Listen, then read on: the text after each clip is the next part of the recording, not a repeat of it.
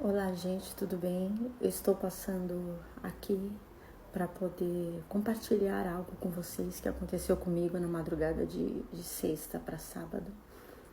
Por volta das 3 da manhã, eu ia fazer um vídeo ontem, mas houve uns contratempos e acabou que não dando para fazer, mas eu vim aqui hoje porque eu sinto a necessidade de passar algo para vocês que o Senhor colocou no meu coração. E eu estava orando ao Senhor às 3 da manhã, porque eu estava sem sono, conversando com Deus, ali me derramando na presença dEle, porque é algo muito bom, porque a Bíblia fala que todos aqueles que me invocarem, me buscarem, vão me achar. E tenha certeza que todos aqueles que se achegam a Jesus jamais saem da mesma forma que entraram. O Senhor nos abraça, o Senhor nos conforta, o Senhor nos consola. Então é muito importante nós termos essa comunhão com Deus, esse hábito de estar falando com Deus a todo momento. Eu não estou falando sobre você ficar 2, 3 horas de joelhos, não. Como eu falei no outro vídeo, você está lavando a louça, varrendo uma casa, dentro de um ônibus, dirigindo ali, ligado com a sua mente com Deus, falando com Deus. Isso significa orar sem cessar, né? E isso é muito importante, abrirmos nosso coração ao Senhor, mesmo sabendo que Ele sabe de tudo que se passa no meu e no seu coração. Mas é muito importante que nós venhamos nos abrir para Ele, porque muitas das vezes nós contamos nossos problemas para tantas pessoas, para amigos, para colegas, para pessoas desconhecidas que não podem solucionar os nossos problemas. E acabamos esquecendo de contar para o nosso verdadeiro amigo que não nos julga, que pode solucionar os nossos problemas e está sempre ali para nos ouvir e nos ajudar. E ao ler o livro, após a oração, o tema do livro me chamou muita atenção, que está escrito na Bíblia, no livro de João, no seu capítulo 8, versículo 1 em diante, você pode ver que tem um tema que diz assim, a mulher adúltera. É um tema bastante forte, né?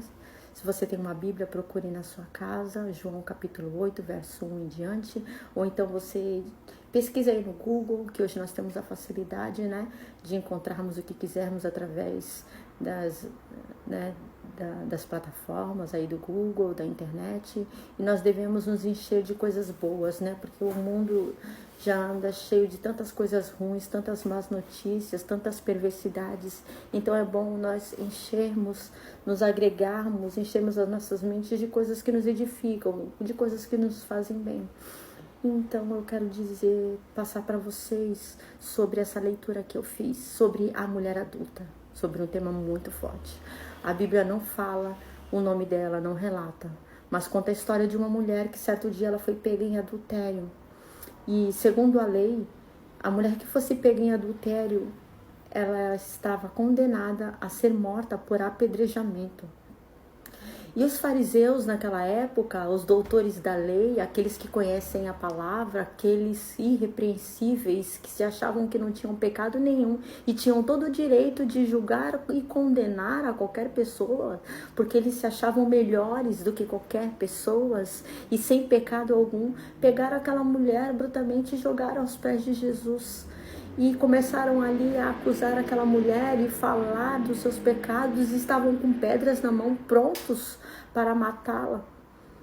Porque segundo a lei, a mulher que fosse pega, ela era digna de apedrejamento até a morte, uma morte terrível. Imagine a dor de alma que aquela mulher sentiu, a vergonha, o desprezo. Imagine a situação que aquela mulher se encontrou ali, sendo humilhada daquela maneira diante de tantas pessoas. E aqueles fariseus jogaram aquela mulher e a acusavam, querendo um posicionamento da parte de Jesus, porque também eles tinham uma maldade em seu coração, porque eles queriam encontrar algo de errado em Jesus, porque eles não conseguiam achar nada de errado em Jesus, porque Jesus ele sempre foi santo, sempre foi irrepreensível. E o que me chama a atenção é que Jesus ali, com toda a sua sabedoria, confronta aqueles homens com uma frase dizendo: quem não tem pecado, que atire a primeira pedra. Eu posso imaginar aqueles fariseus, aqueles santarrões, com as pedras na mão e aquela multidão prontas para matar aquela mulher, um olhando para o outro em silêncio, pensando, joga você, primeira pedra, não, joga você, porque todos eles tinham pecados. Nenhum deles era santo, nenhum deles era digno de condenar aquela mulher, mesmo que a lei estivesse escrita para que ela viesse ser apedrejada, eles eram falhos. O Senhor ali, fazendo essa pergunta, estava mostrando para eles que todos nós somos falhos e que em vez dele acusar aquela mulher como eles estavam fazendo, o Senhor ali estava oferecendo um perdão àquela mulher. Isso não quer dizer que Jesus estava ali compactuando com o pecado daquela mulher de maneira alguma. Ela transgrediu a lei, ela pecou. Mas o Senhor ali estava mostrando que era possível uma restauração. Era possível uma mudança de vida da vida daquela mulher. Eu vejo Jesus, eu posso imaginar Jesus olhando ao redor e ali não vendo mais ninguém, porque a Bíblia diz que um a um foram saindo e largando suas pedras, porque todos eles tinham pecados, eles caíram em si. Todos eles eram pecadores, eles não eram dignos de condenar e humilhar aquela mulher. E Jesus olhou para aquela mulher, viu que não tinha mais ninguém, só estavam os dois e falou para ela, vai e não peques mais.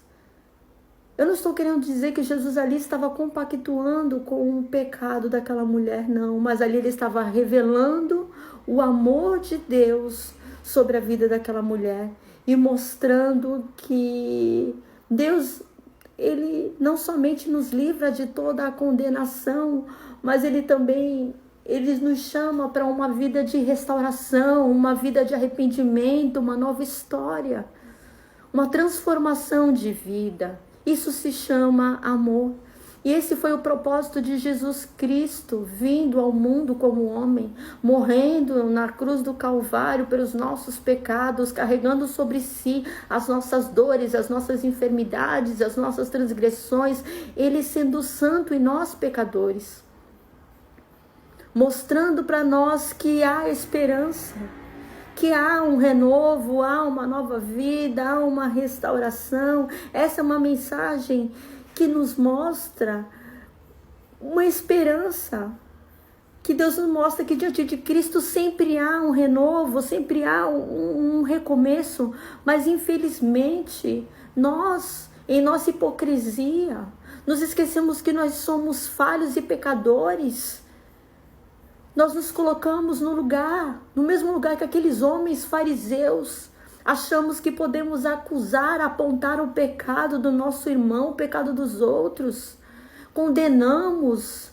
Se a pessoa peca, passamos a falar mal, a julgar, a condenar e nem às vezes olhamos na cara do próximo, esquecendo que nós temos pecados, que nós também somos merecedores do perdão de Deus, assim como aquela mulher foi. Quem somos nós para levantar acusação contra o nosso próximo?